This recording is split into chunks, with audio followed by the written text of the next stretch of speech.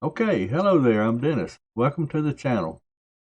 Today, we're going to go over installing FreeBSD. Now, I installed FreeBSD on the ASUS laptop, and it went flawlessly. It picked up the drivers that I needed and everything.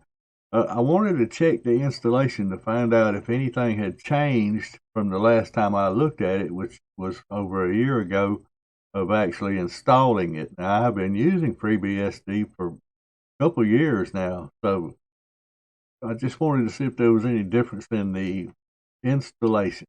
And there was maybe one change that I may have saw, and I'm not sure. I'm gonna have to go back and look at some of my old videos to see if it's a new feature. Either way, it just installed flawlessly on the ASUS, and I was able to capture that. And what I've done is I've captured that, and I've got it set up or I've got it ready to run using the Parole Media Player. And so we'll get started with that. I'm going to basically narrate. Okay, so this is Parole Media Player, and this was my original boot screen. And I'm going to select the UEFI U disk.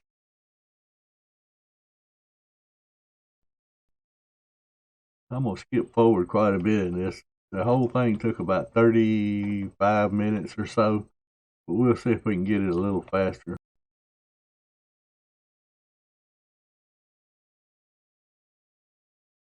So it's basically picking up all the USB devices, the CD-ROM drive. All right, so right here, the first screen is you're going to have the install option.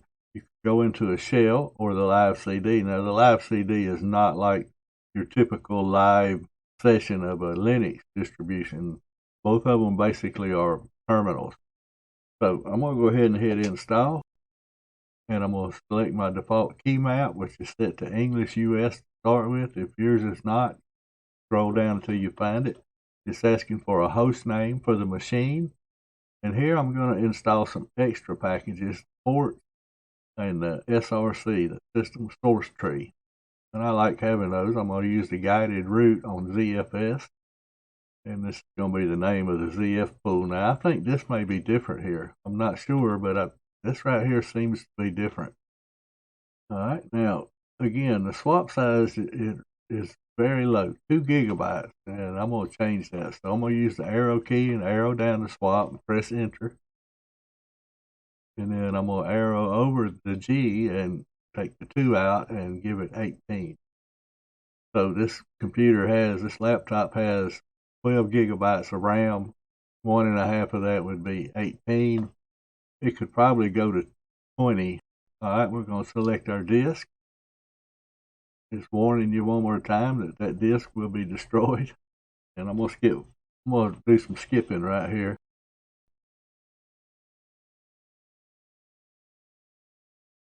It pulled all those programs off of the ISO.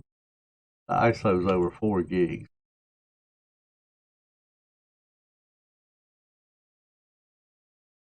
All right, now it's going to, next step, as soon as that gets through, it's going to ask you for a root password. So give it a root password and then confirm it. Now here it's asking which connection would you like to use. And the first one there is the Realtek, where you plug in your computer Ethernet. The second one is my Wi-Fi. So we're going to go with Wi-Fi since it's a laptop. And I'm going to not change the FCC US. It's good, just like that. Say no. All right, it's going to scan for the wireless network. Hopefully it'll pick up yours. Select yours if it appears in this list. Say okay. It's going to ask for a passphrase. And even though it's not echoing, it is showing the asterisk. So, I mean, you could count the characters in your passphrase, but that's pretty good. At least it's not showing. So when you got that in there and you're pretty sure it's right, say okay, and I'm going to set up IPv4, and I'm going to use DHCP to do it. So now it's reaching out for a IP address. I told it not to configure IPv6,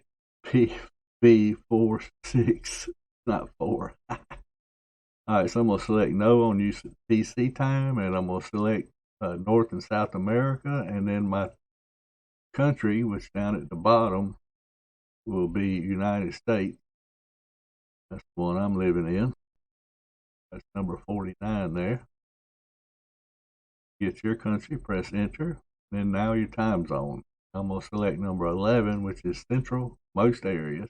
It's going to ask me about the abbreviation CDT, and that's correct. April the 3rd on the 4th was right, but the time was actually wrong. So I'm going to see if I can correct that. It's a 24-hour clock.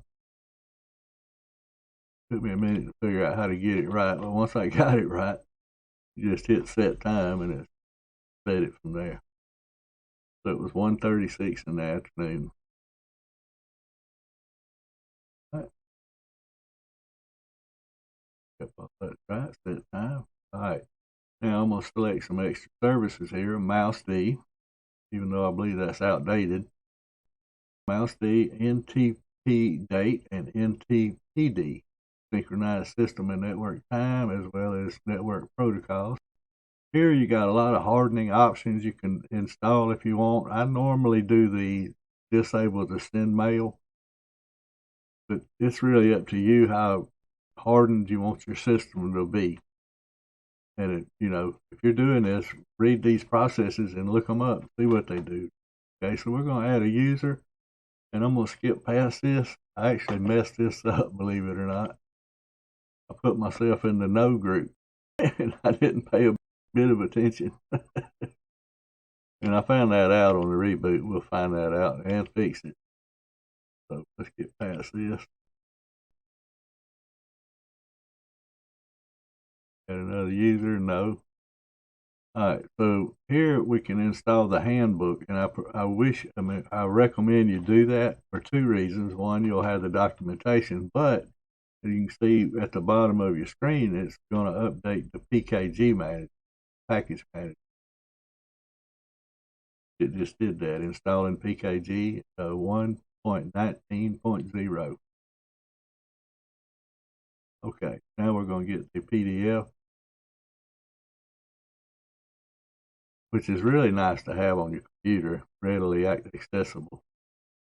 Especially if you're on a laptop, I would see that because you might be in a dead zone, or maybe that's a bad word to use, but a place that didn't have a Wi-Fi. I'm going to fast forward, and we're going to exit. I'm not going to enter into a shell, make any changes. I'm just going to reboot. Fast forward, go. Press enter there on 5.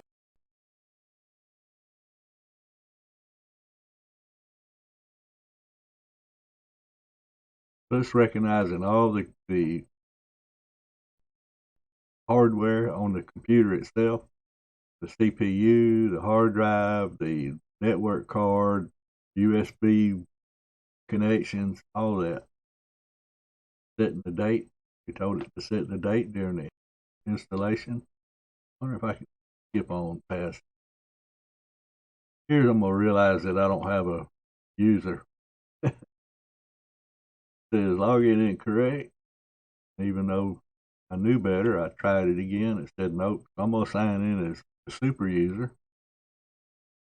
Okay, so we signed in as a super user since I realized I didn't have an account. And I ran FreeBSD-update fetch install. I'm just going to look at all the security updates or patches, what have you, that weren't available on the ISO, but are available now. So, I'm going to skip forward. All right, here's all the patches. Read them through them if you'd like. Installing them. Okay, that's done. Here's the screen.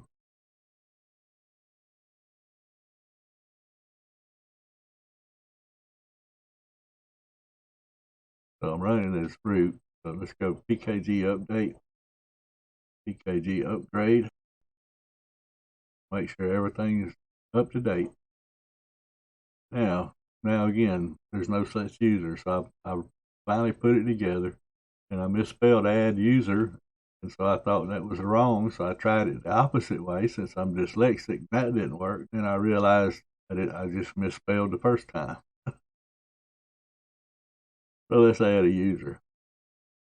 And you can do this at any time on FreeBSD. It's just that easy to add a user. Yep. Myself those groups. Login group should have stayed at dentist, and that's where I messed up before. Wheel, video, and operator. For a password.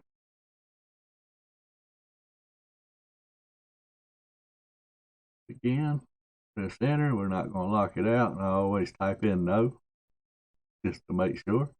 Does everything now look okay? Yes.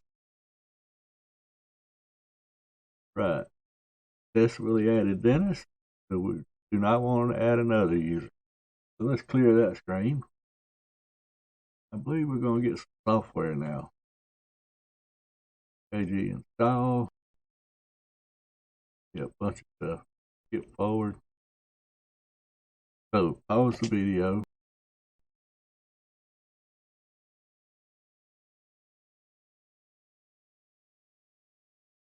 So we got nano, xorg, xfce, lightdm, lightdm-greeter, lightdm-greeter-settings, drm-kmod. When you get that in, I should have put sudo in there, but I didn't. So there's the list of all the stuff, 443 packages. We're going to say yes. And now it's fetching those, and I'm going to do a lot of skipping forward. You can see by the count there, it's 52 of 443. Or see, the total is 443. So I'm skipping through pretty fast. Still fetching, still fetching. Maybe I can do this like this. Fetching, fetching, fetching, fetching. When it gets through fetching, it's going to install or extract and install. Go. Oh, we're almost done. Hit play. And I realized I didn't put sudo in here, so I'm going to go ahead and install that real quick. That's just a preference. Do as is available,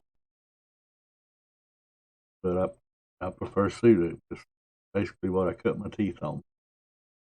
All right. Now we got sudo, and we got a bunch of software.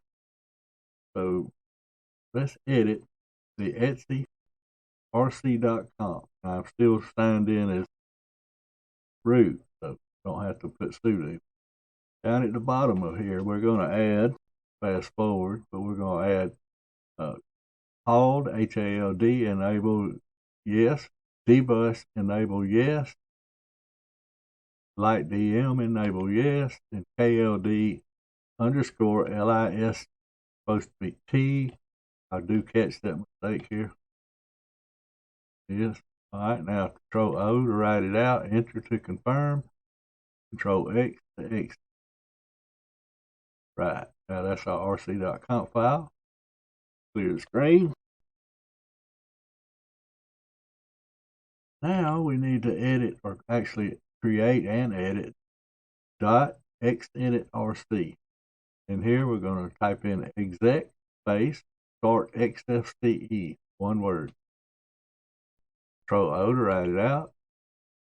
Enter to confirm. Control X to get out of nano. Clear the screen. I think we got the bootloader to edit right now. So that's in /boot/loader.com. And at the top here, I'm going to create a space, and I'm going to type in kern, K-E-R-N, period, VTY equals VT. And I read a long time ago to put this at the very top, and I keep doing that, and it works. I have never tried it to put it anywhere else, so I don't know if it works somewhere else or not. So there's other things we're going to put in the bootloader, but let's get out of here for now. Control O, enter, Control X. Now I just exited so I can log in using my username now that I'm an official user. And I'm going to get back in the root and we're going to just reboot. I believe that's what's happening here. Yep. So I'm going to lose the connection between somewhere along here. It's going to power down, go boot back up, and then I'll lose the connection once it's trying to load the desktop. But right here, fixing to go blank, and when it does, I lose the connection and I have to go back to the desktop on my laptop and install Simple Screen Recorder was the quickest way right here to install it and get this system going, or get where I could record it. And I did install like htop, neofetch, and gnome-system-monitor just to have some stuff in here. You see it's very, very sparse. Htop, system monitor, neofetch. Right now we're using 959 megs on the laptop, 13 gigs. You name, that's the FreeBSD13.1, says patch 6. I'm going to go to etc-os-release, FreeBSD patch 7. So the kernel is just not matched up. It needs to be restarted, I think. Machine does. Neofetch. Oh. The rest of it at this point is just setting the system up the way you would want it. So I'm going to close out of this. I'll power off. Actually, I think I was going to try to do an update, but I'm going to call this over.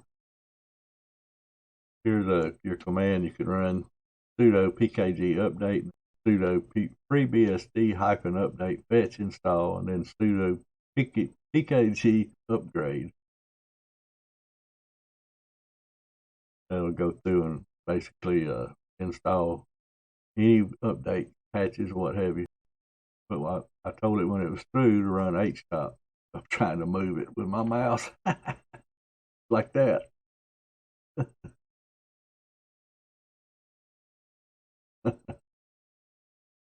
Okay, I could have swore this was fixed to end this.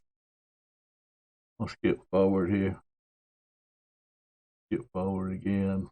Htop, 635 megs. All right, now I am going to power off, please. Oh, that's it. Oh, close that out. I forgot to bring up this. Bring up note, because I want to put this in the middle of the screen. This is the software that I installed on the machine we're looking at right now. And I'll leave that there for a second, but you can pause the video and take a look at it and figure out, see if you want to install the same stuff or not. All right. So, like I said, this is my FreeBSD machine. And let's see, fetch tab. FreeBSD13.1 patch 7. 1 hour and 48 minutes I've been up, and it's using 4.5 megabytes of RAM. Let's see. I also created a little launcher right here. Glances. See what it's saying. 4.46 gigabytes. Oh, because I still got obs-studio running, I believe. You know, this is my menu. I've done a video using this machine before and going through it. So, I mean, it's pretty much my typical stuff that I look for. A few things that not going to be installed that you're not going to find is Flatpak, and there'll be some other things that you won't be able to use. But I have found workaround for most all of those things, and I think you will too. So, I think that's going to do it for this video, and I hope I sped it up where it's not, 30-something minutes long. But this was FreeBSD. I encourage everybody to try FreeBSD. And it's just like installing Arch or using Arch, installing and using Arch, because you learn a tremendous amount just installing and trying to use Arch. And it's the same way in FreeBSD. Getting it installed and getting a system going is not that difficult. However, knowing all the other little stuff to get those things working is going to require a little learning curve, or at the very least, some extra work. Not a big deal. You see, mine's working just fabulously. Everything's going great. All right, guys, that's going to do it. Peace out. I'll catch you on another video. Be kind to everybody. Bye.